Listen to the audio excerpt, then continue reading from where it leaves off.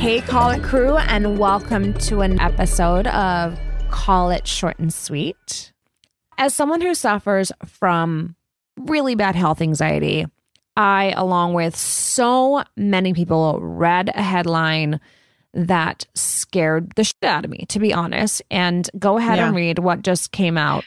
Okay, so we have this headline that reads, tampons contain lead, arsenic, and other toxic metals, study finds. What we know and don't know about the findings. That got us a little fired up.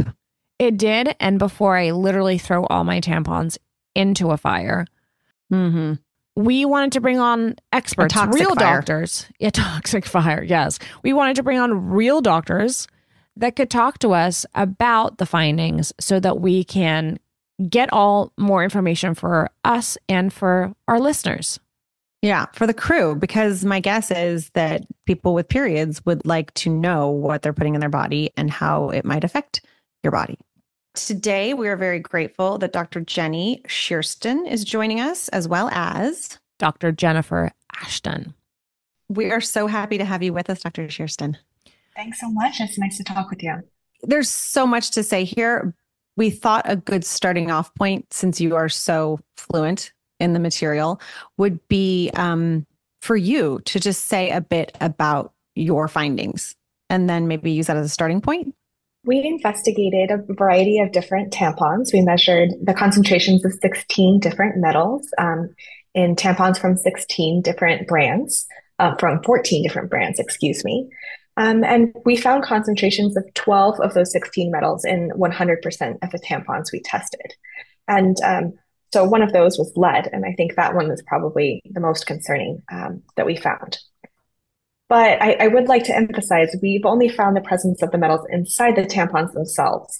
Our study doesn't show if those metals can come out of the tampons or if they can be absorbed by the body. And that was 100% of all, or that was inorganic and organic tampons, correct? That's right.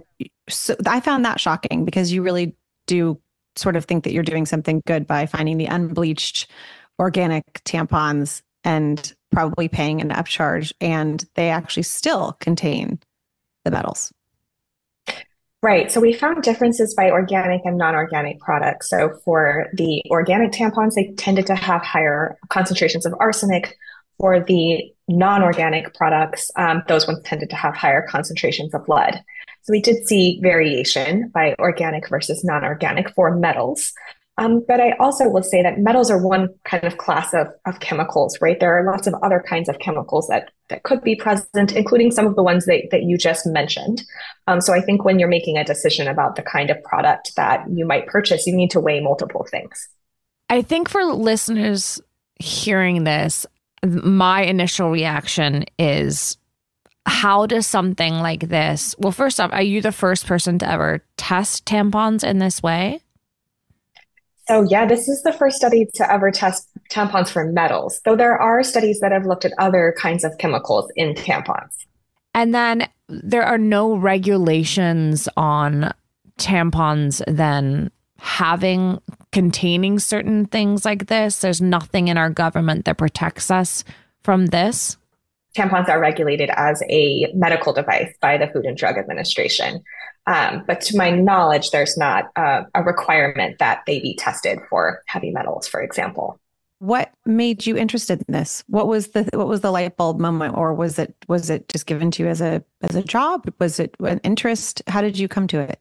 For me, it's both personal and professional. It's personal because I have a period, because I use tampons. And so I wanted to know for myself, but it's also professional in that we do a lot of research on metals in the environment. We know already that cotton, which is one of the major ingredients in a lot of tampons, can accumulate metals from the soil. And so this seemed like a natural question to ask. It's definitely frustrating to hear that that your study found the materials that certainly don't sound good to be in your body. And even with that study being published, there isn't an immediate next step for figuring out how it interfaces with your body and if it's harmful. Or is there? Is there a next step that's happening immediately? Okay, absolutely. Great. So tell us about that. And what is that? For sure. So the next step is to determine if these metals can come out of the tampon in kind of a normal wear type situation. And actually our lab, it's led by Dr. Catherine Schilling at Columbia University. She's doing this work right now. So we've prioritized that research. We're working on answering that question. Can these metals come out of the lab? So that's the next question. And absolutely, we're already on it. Knowing what you know and knowing that we're still waiting on more information, do you feel like you've changed your tampon use? I do still use tampons on occasion because I think it's too soon again to say whether you shouldn't be using them. That's just not where we're at yet. But I'm certainly thinking about it. I'm certainly asking where those ingredients are coming from. I'd love to see more labeling, for example, of what ingredients are being used in tampons, what are being added. Now, I'm wondering, listening to this, well, what's in a pad? What's in the cup? Have those been tested yet? Or are there any plans to test those if they have not been? I would say the ones that I think should be prioritized are products that are used inside the vagina because they're in direct contact with the vagina. The vagina itself has a lot of blood vessels. It has a large surface area. So I think those should be prioritized. This is amazing. I'm so happy to hear all this. It's one step further into understanding things that I think we all just sort of inherit. You know, you just start using tampons, you start using this, you start using that. I'm so glad that you're doing this work. And I think that we also just need to really keep track of it all. And also, I think that we're going to need to do a little investigating as to how we can, as women or as people who get periods, putting pressure on the forces in power that can, further along the research and the funding and make sure that this is prioritized. I have one last question before you go. You said that you tested 14 different tampons. We don't have access to the brands or that you tested. Is that correct? We don't know what brands. The public do not know what brands were tested. That's right. We tested 14 different brands, 18 different product lines. And I'm not able to disclose the specific brand that we tested. Okay. We were finding metals really in all of those. And for 12 of the 16 metals, we found them in 100% of the tampons we tested. This might be a more systematic issue than a brand specific issue, an issue with the supply chain or manufacturing process, for example. Right. Yeah. All right. Okay. All right. We're going to keep tabs on this. Yes, we would love to have you back on whenever more results come out and, hopefully sooner rather than later so that we can all keep informed and make the decisions that we need to make for our bodies and for our health. Absolutely. Thank you so much. Thank you. Absolutely. Appreciate it. Thanks for having me on. Of course. Welcome to Good Game with Sarah Spain, your one-stop shop for the biggest stories in women's sports. Every day I'm bringing you the stakes, stats, stars, and stories to keep you up to date. If you're new to women's sports, welcome. Can't wait to show you around. And if you've been around, let's make things nice and comfy for our new friends. We want Good Game to be just like women's sports. The best of the competition, teamwork, and rivalries that we love, minus the toxic masculinity and drunken brawls. Where else but women's sports do we see a player passing her ex-wife on... Hi, ladies. How are you? So well. Thank you for being here. I have to say, I looked at your beautiful face on our little review sheets and then your name, and I was like, Dr. Jennifer Aniston is coming? I looked quick. I looked really quick. And I was like, this is fantastic. Wait, one time I was literally, when I was a resident, I was paged overhead in the hospital in New York City, Dr. Jennifer Aniston stat to the emergency room. And I ran down there and I was like, okay, first of all, I'm in scrubs. If I were Jennifer Aniston, I would be looking a whole hell of a lot better than this. And by the way, I'm not new here, so get my name. Yeah. And then they got really confused because they were like, Rachel? What? Right. So we really wanted to do an episode with you because obviously this information came out and it sounds terrifying, right? The words arsenic. Yeah. There's a lot for our listeners to take in. Yes. It sounds really, really intense. So we want we were hoping that you could shed some light on what this study kind of revealed for us and whether we should all be in panic mode, whether we should be wearing pads, what is the alternative, what's in pads, are we sounding the alarm, what's going on? Let me take you through it. You heard about this study? Yes. Okay. And basically I applaud the idea, the concept behind this study. By the way, it was done at my alma mater, Columbia University. And they looked at 14 diverse types of tampons, organic, non-organic, brand name, kind of generic, internationally made, domestically made, you name it. They kind of divided it all out. They didn't name them, of course, but again, they looked at a diverse, kind of section. And they looked for 16 heavy metals, all right, which, by the way, are ubiquitous in our environment. They're all over the place. Yes, of course, they're produced in the manufacturing process, in the industrial manufacturing process, either with water or soil or natural fibers like cotton or synthetic fibers. They're just everywhere, right? But who would have thought that they're in our tampons? Yeah. Okay. And this study found every single heavy metal was present in all of the tampons tested. One of them had all 16 present, 16 types of heavy metals, including ones where there is no quote unquote safe amount of exposure, like lead, right? So this is obviously concerning because the average person who menstruates uses 17,000 tampons over their reproductive lifespan, right? So, on one end, more research is obviously needed. That's the bottom line. And I know that's not really satisfying for women, nor should it be really, because it's like, okay, you drop this bomb. Now, what are we going to actually do with it? I will tell you that the really important way to think about this, in my medical opinion, and I always say this, I say this on the air, I say this in my magazines, I say this on my social media platforms when I have a podcast soon and join you in the podosphere. Congratulations. Yes, we can't wait. Congratulations. The water's warm. Come on in. Thank you. Thank you.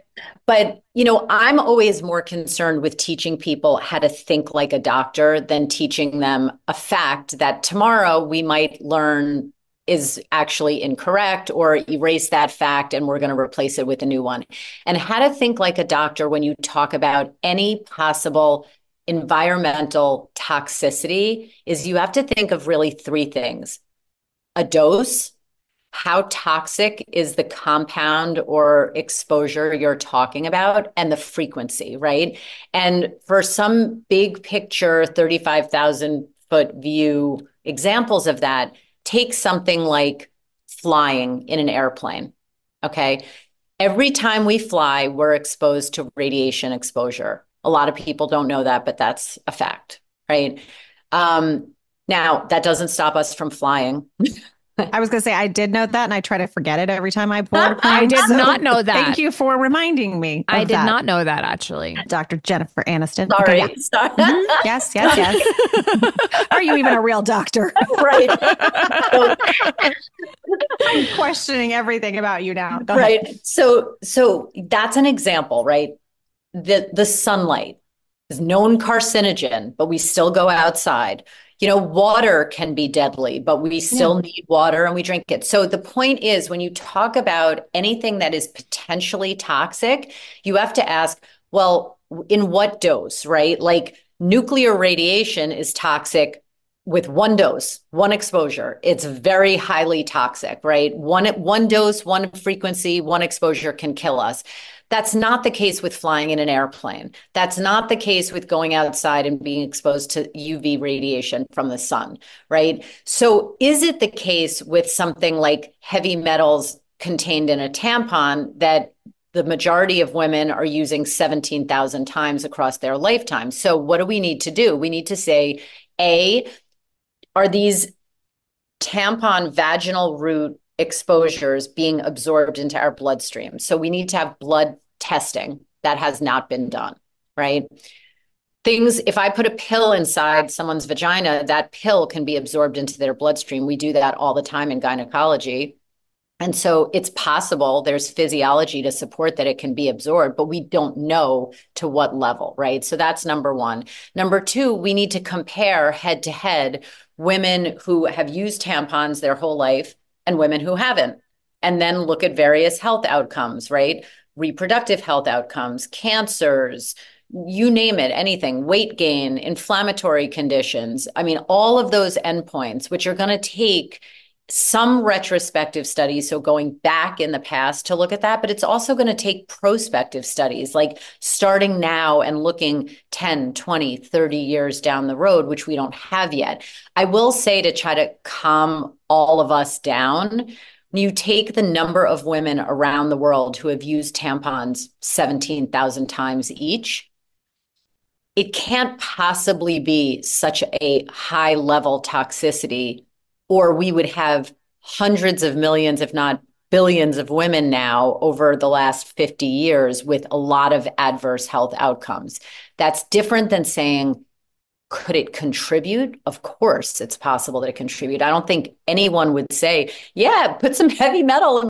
None of us want that, but we don't know whether the amounts and how much may be absorbed are actually doing harm. I mean, I would put this in kind of the same category, which I don't know if you guys have spoken about yet, but definitely you've heard of it, are the microplastics that are everywhere, right? Yeah. So for that microplastic exposure in our environment, show me the evidence that there is more harm done than not. And then show me the options for how we deal with it. Like, they're in our clothes, they're in our foods, they're in our, they're everywhere. So you have to say, this is, a perfect example of observation is one thing, causation is something else. Does that make sense? Everything you're saying makes perfect sense. And my husband is also, deep in the science of this all, and he has for a long time. And of course, all this information about what could be dangerous is really, on an emotional level, annoying, right? Because it's asking us to reconsider how we use things. And most of the things that we've come to use are because of ease, or price, or whatever these things are, the creature comforts that we've sort of completely normalized. But here's my question. With something like this, yes, there will be this period of time where more studies will be done to understand what we already have. Is there anyone considering or thinking about, seems like an opportunity for some big company to create a tampon that they know does not contain any metals? I mean, isn't that sort of, again, like I said, I'm sure these systems are already set in place and it would disrupt greatly, but why wouldn't we be asking for, like, not to wait and see if it causes damage, but really just go at it like, I don't really want 16 different metals in my tampons. You don't want cadmium in your tampon? That's so into funny. My vagina. Yeah. How about we just make one without? Is that a possibility? So first of all, it may not, in fact, be a possibility with the current manufacturing, and industrial abilities or capabilities or lack thereof. So that's the first thing. I'm not an expert in industrial manufacturing. From everything that I've read on this, it's like the analogy is very comparable to our food supply. Like, is it possible to never have any contaminants in industrial mass produced food products? Maybe not, actually. Yeah. Sad as that is, right? Not that it wouldn't be ideal, but it might not be possible. I do have a couple questions. Why is it that we can't, because you mentioned how one of the tampons has every single metal they tested for. Why can't we as a public know that is this product? Why is that kept a secret from us? That's the multi-billion-dollar question. And by the way, whether you're talking about a tampon or cosmetics or food, or, you name it, just keep going. We need to evolve dramatically and rapidly our transparency with what type of things are in our environment. And that includes products, consumer goods and products that we use and we're giving to our children and our pets and are in our environment. That's incredibly important. I literally remember when the microplastics, story hit. And obviously I was at ABC News as chief medical correspondent. And I thought, oh, well, this is fantastic. So I don't drink enough water as it is. Now I can't drink almost every commercial bottled water because they all have microplastics in them. But then can I drink tap water? I now have to get it tested, which I did, and see like what the water quality is where I live. But yeah, it's very easy to get overwhelmed and say like, I'm caught between a rock and a hard place here because I'm damned if I do and damned if I don't. And it's a big problem. I feel that way a lot. What should the public be doing in the immediate? Do we switch to pads? Is it better? How can we keep ourselves safe? What would you advise? So I will say that I don't think that this one study should be enough to dramatically alter what a woman is doing right now, because there are too many missing pieces of information. This is very small. It's not even an observational study because no endpoint has been correlated with this, right? So it's literally just descriptive of tampons. We don't know if Kotex pads, by the way, there's no reason to think that Kotex pads have any less heavy metals. They're manufactured the same way. Right. They're basically the same product. It's just that they sit outside the body, but touch. And there's transdermal or through the skin absorption with everything. So and the cup too, right? The cup goes inside you. That just hasn't been tested. The cup goes inside, but I, as a board certified gynecologist, was never a huge proponent of the cup because there can be a lot of micro lacerations or microscopic tears or cuts in the vaginal mucosa, which could start its own host of issues that, none of us would want. So, and from the using of the cup or from the insertion? Either. From using it. Either. Gotcha. Anything that sits there, because it's so hard, can cause kind of pressure erosion and ulceration, microscopic in the vaginal mucosa. And that hasn't been studied for that either. So until we have conclusive, large, reputable methodology studies that show that there is a negative consequence to these heavy metals in tampons, personally, I wouldn't tell my patients to change anything. And I wouldn't change anything because for every woman that might have had a negative health issue, there's a zillion more. I used tampons my whole life. I didn't have anything that I could possibly say like, oh, this is bad. Maybe it's from my tampons. Okay. And so as much as there might be a risk with tampons, you have to look at the healthy population who had no issues and then say, is this causative? And we are so far away from that right now. As troubling as it is, we just don't, there's no evidence that there is, that there's a reason to change anything right now. Yeah, it's super frustrating. What is the lowest risk? Like, would it be the PFA free underwear that are like, if you wanted to go, or is it that we don't know yet? Any questions about this? Because exactly what you said. You don't know yet. It sounds scary as right, but okay. Let's say we don't know yet, and we have to wait. Lowest risk option be the PFA free underwear. Well, Again, there's a couple of things. So when you look at, and I love the questions you guys are asking because it really, again, it speaks to the way to think like a doctor. So the way that you think like a doctor when you're faced with these kind of discussions or decisions is you have to ask 4 questions. What's the risk of doing it? What's the risk of not doing it?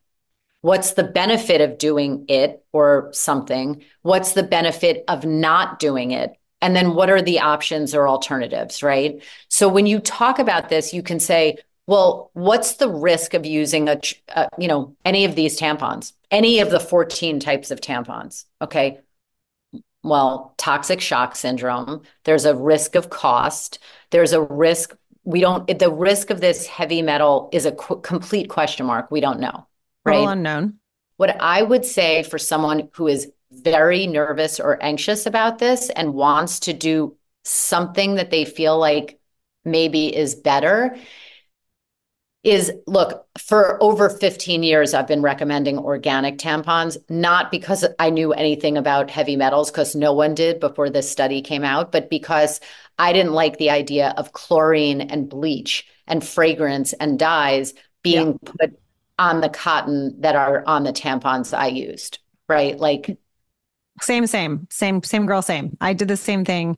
And that's why I was actually very surprised to see that the metals were found in the organic tampons as well. For some reason, I felt like that upgrade was saving me. Right. But at least they don't have chlorine and bleach. Yeah. Dye, right? So, you could do something like that. Or you could say, look. But they're more expensive.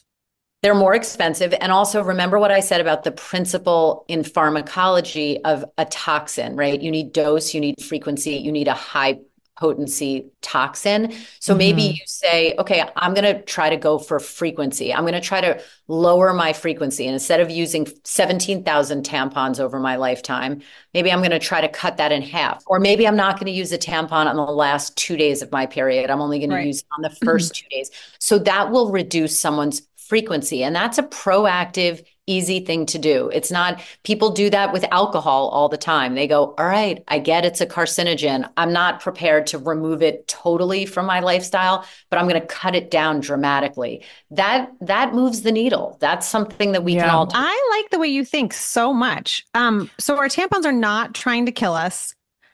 Well, we don't know yet. The world is. I mean, it's going to take some time, but I do think that before you go, we have to say that because you are so incredible, this is what you're doing. You have a free science-backed newsletter that people can find, right, at joinagenda.com. I want to hear you talk about everything. And Thank you. I hopefully you do talk about everything on there so that people listening who have more questions, and as we find out more information, they can go there and get it. And will you please come back on, and will you please make your super tampon? Thank you. We will buy it. We will invest. Yeah, we're going to do like an ADJA, and people will think it's Ask Dr. Jennifer Aniston, but it will be Ask Dr. Jennifer Ashton. Yes. First of all, thank you for your gracious invitation. I would love to. Thank you for mentioning it. It's agenda like JEN. Yes. Yes. Agenda. I'm picking up what you're putting down. Yeah. Gotcha. So joinagenda.com. And I launched it just 4 months ago. It's free every week. And it's the areas in a women's lives that I happen to be board certified in. So obesity medicine, nutrition, and OBGYN. And it's been really fun and people are loving it. So thank you. And I hope you guys enjoy it. I'm loving it. I live with someone who knows so much, and he sort of has always been on the forefront of bringing home the information. I always say, again, because like I said, changing your lifestyle is annoying.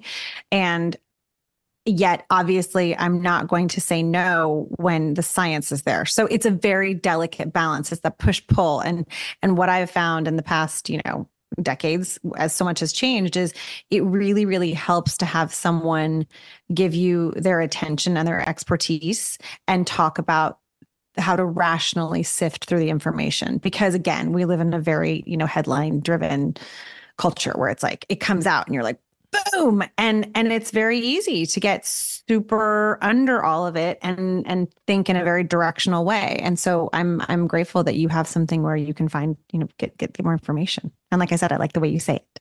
After listening, I'm still a little, obviously I'm uneasy. I'm not ready to throw my tampons in the fire just yet. I am ready to buy super tampons. I know, that was fascinating. I want to know more about that. I did really love the approach of finding a way of thinking about it that works for you, that feels like a critical thinker, like really looking at the information. And I really loved Dr. Ashton's idea of maybe you're minimizing your use, right? Like in this period of not really knowing what those metals inside those tampons are doing inside of our body, because that's the part they don't know, how it's affecting us. Maybe just for the present time during this unknowing, I think I might be using them a little bit less, or figuring out ways to minimize on some level, or doing a little more research. Yeah. And waiting for the research to come out, which hopefully comes out sooner rather than later. Let's be honest. Yeah. And also, I think, listen, for the Call It crew, we're doing it right now for sure. But the more that you are having these conversations outside of this podcast, the more you're talking to your friends and your loved ones. And that's not just, people with periods, that's everyone, about how important women's health is, and prioritizing it and making sure that it's funded, and making sure that you're asking the right questions and that you're standing up for yourself and for others. This is an incredibly important topic. And as we know, historically, it hasn't gotten the attention that I think that it deserves. So I'm really happy that we had this time with those doctors. Exactly, for sure. And I will be going to joinagenda.com for information. And of course, guys, ask your OB if you have questions about these things. I will be asking. And go mine. see your OB. And go see your OB. All right, let's call it short and sweet. Short and sweet.